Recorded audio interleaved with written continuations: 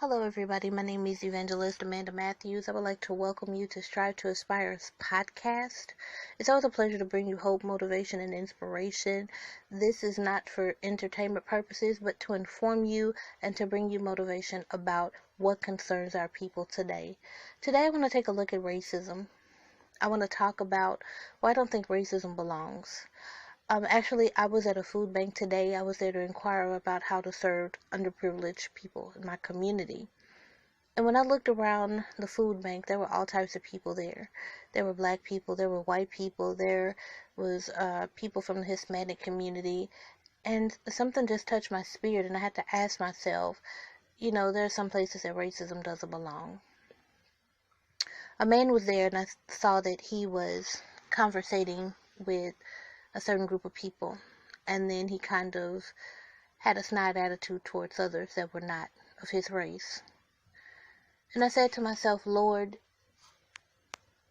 why does race have to play a part in everything that we do? I don't think poverty looks at color. If somebody is poor, poverty doesn't care if you're black, white, blue, green, yellow, or red. It doesn't care what gender you are. There are thousands and thousands of people here in America that are starving. And I don't think it's based on their race. I mean, racism does exist. Let me not put that and make that out to be a lie. We know that racism exists. We know that there is more racism towards one race more than another.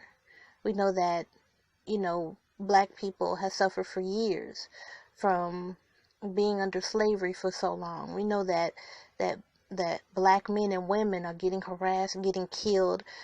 Some of them are still getting lynched. So we can't say that racism doesn't exist in our world today. More so in certain places than in others. But there's still racism. But I do not think that racism belongs inside of places and shouldn't be involved with services that help the underprivileged. There are all types of people from all types of racial backgrounds that need the service of the community. There are white people that are poor, there are black people that are poor, there are Hispanics that are poor, and there are others who have needed assistance from food banks. What I want to know is if God is love, why do we have such a problem serving one another? Even in our churches today, there are still signs of racism that exist. The hate is still at the forefront. But if God is love, why do we treat our brothers and our sisters with such contempt? Why do we deal with each other on a level where there is no godly examples? There's no love. So if God is love, why are we treating each other like the scum of the earth? Why do we gossip about one another? Why do we talk about one another? Why are we not reaching, even in families today, where there used to be so much love, you can see a disconnect, a disunion. You could see discord among people of blood lineage. What would Jesus do? Would Jesus show hate, discontent towards certain people that he healed? Would he separate the people that he healed by color, by genre, by social status? Would he do all of these things? And so today I saw racism inside of a community center where people are called together to volunteer to serve those who are not able to serve themselves right now. And I wonder why. Our world is so far gone and it's so filled with hate that only the love of God I can see can change that. We can't control people's attitudes. We can't control people's opinions or their characteristics or the behaviors of others, because each one of us, we're responsible for our own actions and how we respect and show tolerance towards other people. It's a famous quote that says, "Don't judge me by the color of my skin, but by the content of my character." Yet, each day, most of us are being judged for what we look like, not just for the color of our skin, but also for what we look like physically. You have people right now, other than dealing with an issue of racism, you have people who have to deal with hate because they're fat, or the fact that they're gay, or bisexual, or lesbian. Nowadays, being Christian, you can get put to death. You can be persecuted just for believing in Jesus, or you could be persecuted. Now, people nowadays, there's so much hatred, even if your hair is the wrong way, or if you're not the right height, you're not well proportioned. There is so much hate and so much discontent and so much discord and assassination of people's character based on small things. Yet everybody claims to love God, or unity in the universe, whatever you believe. But I'm praying that there will be a day that we don't just look at people based on their physical appearance, but we actually look on the inside of a person to know what he or she is like. My biggest concern is, what are we teaching our children? What are our children learning from all of this? Are we teaching them? Are we raising racist? Are we raising a generation of children that will judge one another based on what they look like?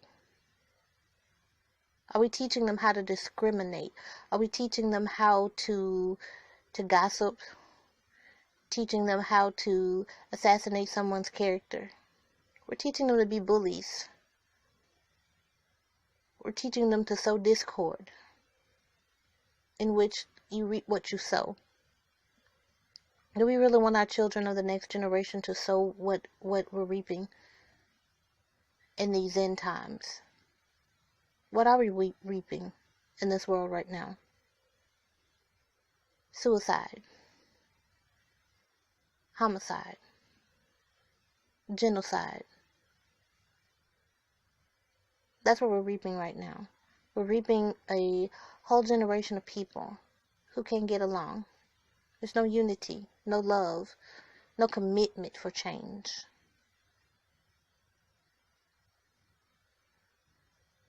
So I'm saying to us today, what are we teaching our children? What are they learning from us?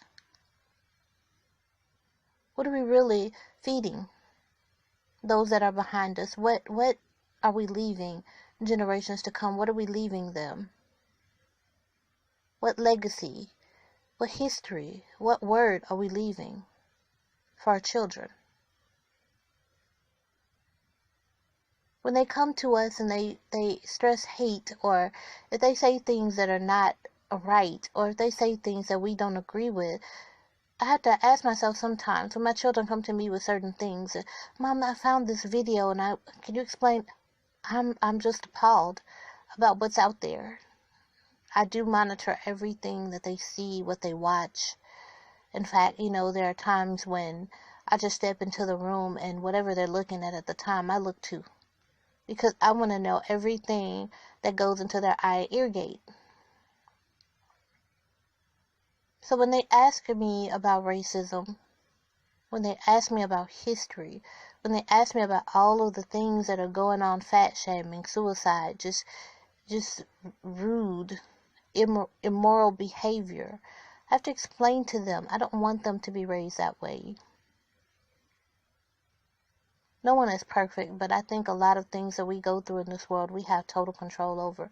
You choose to be racist. You choose to talk about fat people. You choose to bully a disabled person. These are things that people choose to do. It's a choice. Whether it's right or wrong, people choose to do a whole lot of things. And so for the next minute or so, I just want to say a prayer for those that are dealing with racism, or dealing with just someone in the line of discord. We're all entitled to our own opinions. Nothing can stop that. Everybody has the right to make choices in which they feel that is right for them. But my prayer today, God, is that one day we will live in a world where people are actually judged by their character, Father, not the color of their skin, not their genetic makeup, Father, not their body proportions, Father, not their disabilities or their personal preferences that they have chosen. But Father, I pray that we can reach out to one another in unity so that we can show the next generation that there really is love that exists among us. Father, I pray that so much, so that the next generation can have a better grip on the world that we live in, God, because the world as we know it is falling apart. And only the love of God can change some of the situations. Only God can heal our land. It all depends on what you believe. Now, if you don't believe in God, or if you believe in another deity, then you seek solace the way you know how. You seek your wisdom and knowledge as you see fit. But as for me, I believe that God will one day change the paradigms of this world and change what we are dealing with. But until we come together as a people, until we try to understand one another, until we communicate and talk to one another and not about one another, we will still be in the same situation. And then we wonder why we have a whole generation of people who are committing suicide, who is doing homicide, who forms hate groups, and sows discontent.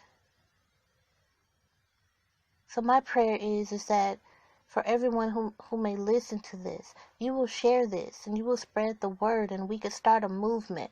We could start a new thing, because I feel like we are all one and there is one love. God is love, and we should be examples of God, of Jesus. Even if you don't believe, you can still be part of a movement that allows acceptance, allows tolerance, that allows respect. Because at the end of the day, we will make the choices that we make. We will do what we do. Because that's our right as an adult, or as adults, to choose. Whether it's right or wrong, people will choose what they will choose, and that's really nothing we could do about it. But people, it comes out as an expression of hate for most people. We could be for or against, but when it comes down to it, it's all about respect. It's all love today, people. And I hope and pray that we will learn to love one another. I always thank you for listening in.